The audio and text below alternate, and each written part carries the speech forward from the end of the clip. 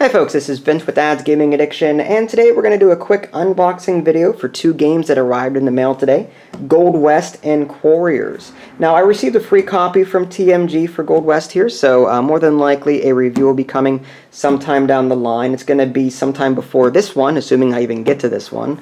Just because I have a huge backlog, A, and B, I paid my own money to buy this game, so the free copies take precedence over the games that I buy myself. So anyway, let's just go ahead and open these up one at a time. We'll start with Gold West here. Alright, so 2 to 4 players, ages, looks like 13 and up, average play time 45 to 60 minutes, okay. And based on the research that I did here, this is sort of like a, as the name implies, it's sort of like one of those, gold mining games where, you're going to be mining various ores and gaining victory points, by doing so. Alright, so it looks like the game comes with a bunch of terrain tiles from the looks of it. Let's just go ahead and open this bag and see what we get inside of it. Alright, so this is... Okay, so it looks like these are broken up into sections. Let's see. And... Okay, oh. Alright, so I guess what we do is we take these tiles and we fit them in here somewhere to form the board, I guess randomly. Okay, that's interesting. We've also got, oh, here's another corner of the board, and, okay, so there's 4 corners, and then in the middle we place these tiles here. Okay, and if memory serves, the water goes in the middle somewhere. Alright, so there's that. There is the Boomtown section of the board. Players can trade in copper, silver, or gold metals. Like if you trade in 2 coppers, you get whatever is here on the Boomtown. There should be different tokens in here that you can put. Oh, these punch out. Okay, well that's good. These are Boomtown offices, so let me just go ahead and punch these out real quick. There we go. But yeah, whatever ends up being at this location. So if you turn in 2 coppers, you would get whatever was on this space here. Wanted, I believe, based on what I read, if you don't have the water stone that you need to build a camp somewhere on the board, then you lose a point. But you have to put a camp here and you lose a point. Again, I'm new to the game. Obviously, I just opened it, so I don't know for sure how that works. But there's also a shipment track here. You can use your metals to move up the shipment track and gain victory points that way. So there's different ways in this game to gain victory points. All right, let's just keep looking in here. There's a rule book. All right, looks like it's about 15 pages long, and it shows you the investment cards that you can get, different Boomtown offices. Okay, cool. All right, this one here is a player board. Okay, so this is the player board. Players will get one of these. And there's 4 different tracks here. This is your influence track, based on what I remember from the rulebook that I was reading. If you happen to harvest a green tile on the board, then you would take the green tile, the resource tile, and put it here. And players will earn victory points at the end of the game based on how many they have of each type. And this is sort of like a mine shaft of sorts. As they gather metal from the board, they'll put it into one of these 4 shafts. And if you put it back here, you get 3 victory points, but you have to wait so many turns before it actually gets to the exit. So you can, if you don't need the resources right away, you can put them down here and get a lot of victory points, but if you need the resources immediately, you can put them up here. You get 0 victory points for doing that. And again, this isn't any sort of learning how to play video. This is just unboxing again. So here's all the different resource tokens that go on the board. They go on top of these tiles. Here, they go on top of these tiles here randomly. So like these yellow ones, for example, will be randomly placed on these yellow spaces on the board. These are the Boomtown offices here, so they'll randomly be placed there. I think these go on that one track on the board where you can deliver stuff. Okay, yeah, more of the same.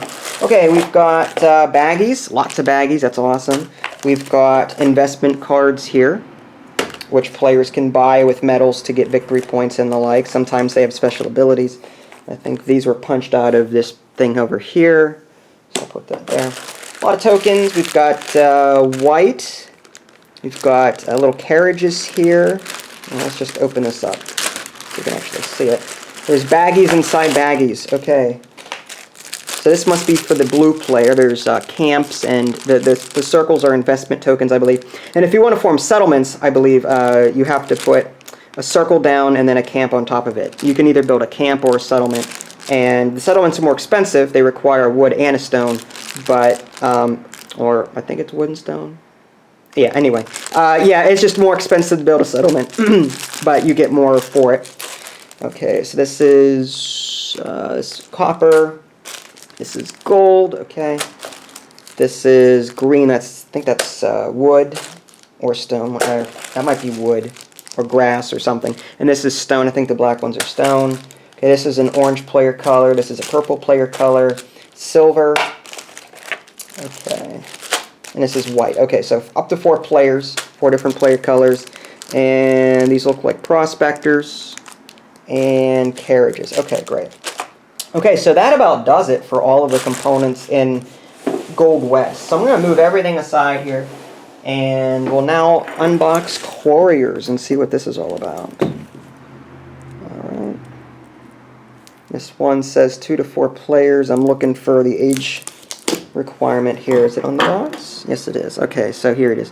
2 to 4 players, ages 14 and up. Average play time is 30 minutes. Here's the back of the box, for those of you curious.